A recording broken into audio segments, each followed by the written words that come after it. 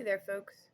I'm going to be posting a longer video, so it'll probably be prior to this.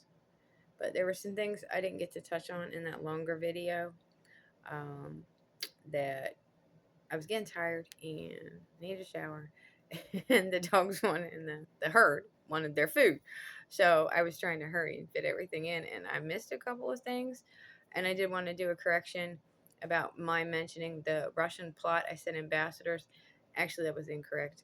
I only saw a snippet of it. So, Beau the Fifth Column, actually, after that, I did see he did a little video on it, more explanation. It's high profile people the Russians were targeting, mostly having to do with supplying arms to Ukraine. So, where I'm coming to, that's my correction. I apologize. I should have been just more on top of it. It's starting to get a little. Need a cup of coffee. Need a shower. But that's another thing that brings around the point. I mentioned in my other video that, here's what the media is saying. We need to flip the script and all of that. And I wanted people to pay attention, educate themselves, look into the few little crumbs I left about the stories that they're not. I mean, they're blips. They're not getting the legacy media play that they should, because they're important. And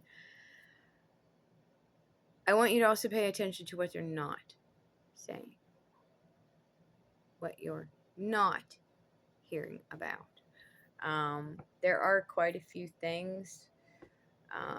The Heritage Foundation is now, what is this? Preemptively accusing Biden of cheating on the 2024 election. It's not even started yet. And that Biden might hold it by force. Okay, they're kind of telling you their plans. Every accusation out of them is a confession. And Roger Stone, they already had that whenever the Alito stuff dropped, him and his wife, and those secret recordings. Roger Stone, too. They got judges' phone numbers, he says. We're not hearing it. Every accusation from that side is a confession. This is what they're doing. This is what they're doing behind the scenes. Where's the media on this? Why aren't they digging into it? Why aren't they throwing it wide open and exposing it for all it is? What was the other one? Basically that Heritage Foundation going to run the show. But, okay. No, I mentioned that. I'm trying to think of what the other thing was. Something tied to that, but I lost it. That's another thing. Just, folks, what are they not saying? What are you not hearing about? If you want the breakdown on Project 2025 in more digestible, not 900 pages. I know I told you that boils down to 2 words: white power. And I even had one of my posts on Threads.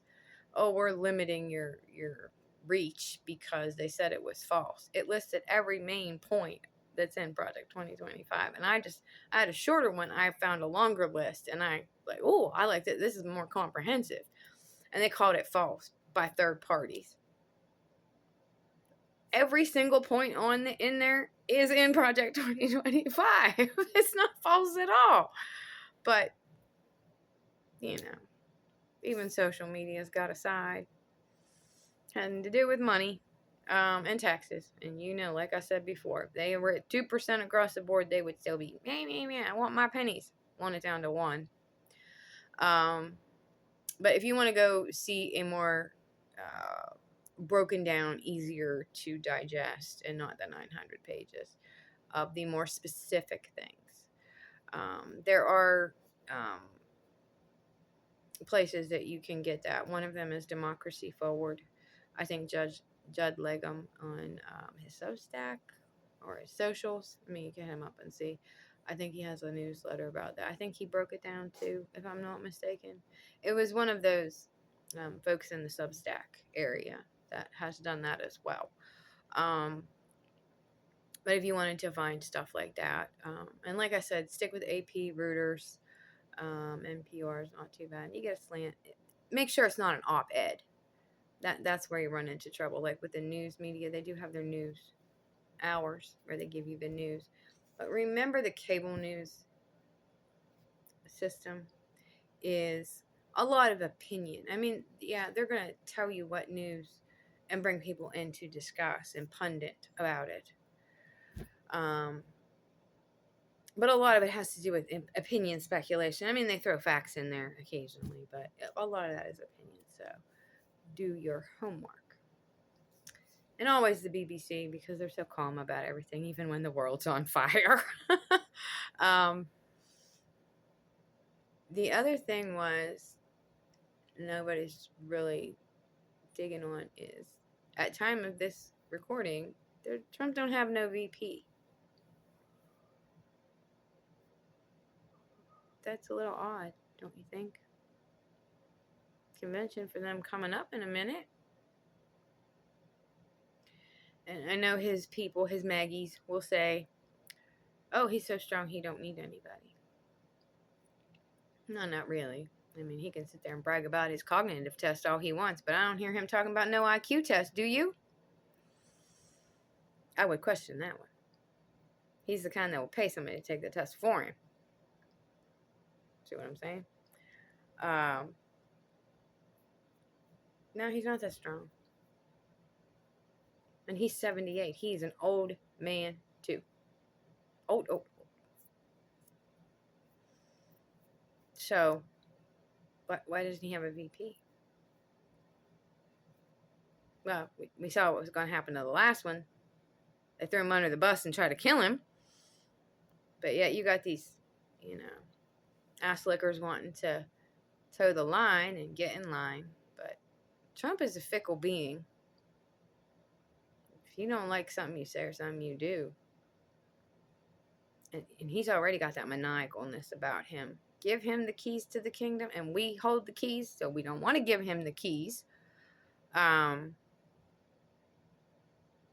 What's to stop him one day from going, you did this, and throw them under the bus too?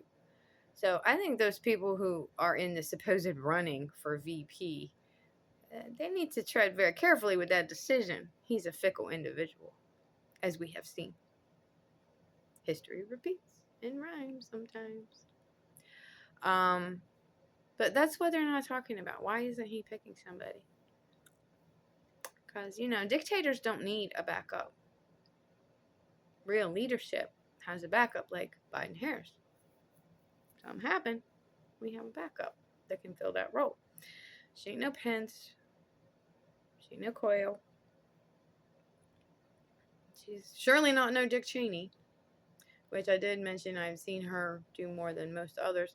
And I do remember Dick Cheney did a lot, but not in the way that she is. Hers is more on a cooperative, let's work together, coalition, let's do better, get the message. His was more for his own game, puppeting Bush, I think. Personally, that's my opinion. But he was making bank off all the endless wars. He had his own agenda. He was doing a lot, but whether that was what he should have been doing is a whole nother story. I meant to the positive, and she is evolving and, coming into this place where the VP doesn't sit back here and cower in the corner, because you don't want to outshine the prez. You don't want to outshine the president. They don't mind her out there shining, and that's good.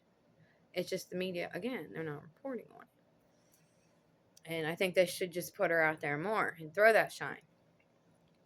I think it would be very helpful to them. But what are they not talking about? Dictators don't need backup. Has Putin got a backup? Unless there's somebody he's grooming for the position when he's gone. And look at that. They all old men, too, most of them. These authoritarians. A lot of old men. Living in the old ways. Again, 2024, people. We need to get with the times, but... sorry. sorry. Them dogs.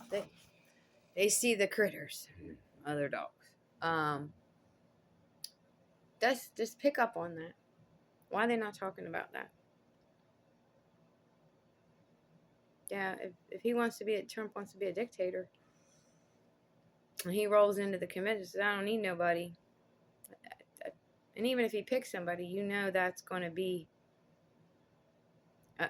a norm he's following. He doesn't want to because he thinks he should run the show. So I'm saying, pick up on what they're not reporting on. If you pick a snippet up of a blip of something elsewhere, and it's not, and you think it's a big deal, and that should be out in the mainstream media, legacy media more. I mean, that one that the Heritage Foundation President Roberts said about, what was it? They were going to take over and it'll be bloodless if the left lets it be, or paraphrasing, that was bloodless was really, that word was there. It will be bloodless if the left allows it. This is their war or something. It was crazy. And it was a direct threat to the people of this country. And they got shenanigans they're messing around with on the elections. And they've already got lawyers in place and this, that, and the third. Like, this is stuff people need to know about and be aware of. So look at what they're not saying. And I want you to connect on those dots too.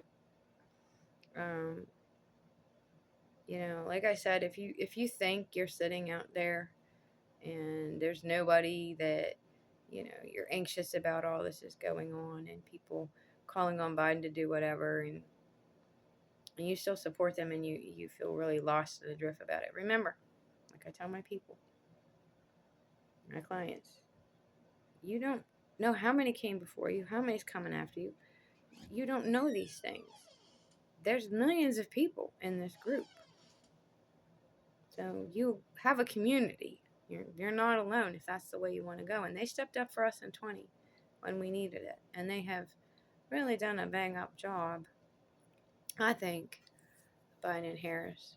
More than they had to. More to prove themselves. They've proved themselves that they can finish the job and get it done. But it takes all of us because they need the trifecta. And they stepped up for us when we needed it. And now we have to step up for them. You know, I mean, that's where we're at. If you want to get to the end game and get through it, we got to step up. We, the people, participate. So just keep those things in mind. And I'm maybe going to watch something I heard about. I don't know if you've all heard about Bad Faith. It's a documentary about the white Christian nationalist movement, and it's ties with giving, you know, the start of Project 2025 and the Heritage Foundation and stuff. So it's on streaming, Amazon Prime, I believe, and YouTube and whatnot. You can rent it. I don't know if there's physical copies. I apologize. I don't know. I am still about physical media as much as people think that's not good. Yes, it is. I still have Dogma, which I wish Harvey Weinstein would, you know, just let it go back to Kevin. So I think it would be very prescient right now in the world, and we really need Dogma out there, but he's holding it hostage and won't let it go. So that's why physical media is important. Like Disney wants to hold all their stuff in the vault too, and other big companies. It's good to have that physical media because then you always have a copy.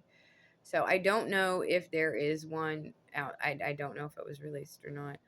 I had a copy relayed to me. Let's just put it that way. And I'm probably going to watch that. But if you've watched it, you know, let me know your thoughts. I may watch it. I have some stuff I had on tap for the Seneca Project, a podcast they did yesterday. It's about women's rights, so it's a good organization to look into in saving our skin in this madhouse we're in.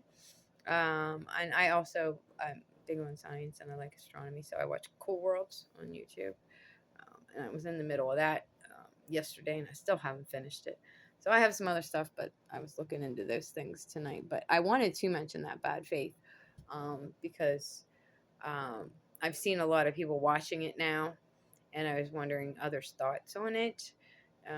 I do have a copy to watch digitally, so I was just wanting some feedback on it and see what people thought. I will let you know once I finally do get to it what I think. But again, watch where you get your information. And if you see a blip out there in the world somewhere, running through your news headlines or whatever, maybe take a minute and see if you can, if the legacy media, anybody else is picking up on it, or is it a back page story in the newspaper or something. There's a lot of stories out there that aren't getting the media play that they need, and that's why we need to participate again. We need to say, hey, we want to see this stuff. What are you doing? What are you going? And I'm not talking half-ass reporting. Like, where's the investigative journalism? Like ProPublica's doing, that exposed a lot of the Alito Thomas nonsense and shenanigans on the court. Those are, that's what I'm saying. We need that in some of these areas. And especially when it comes to Project 2025. So it's very important to also pay attention to what they're not saying.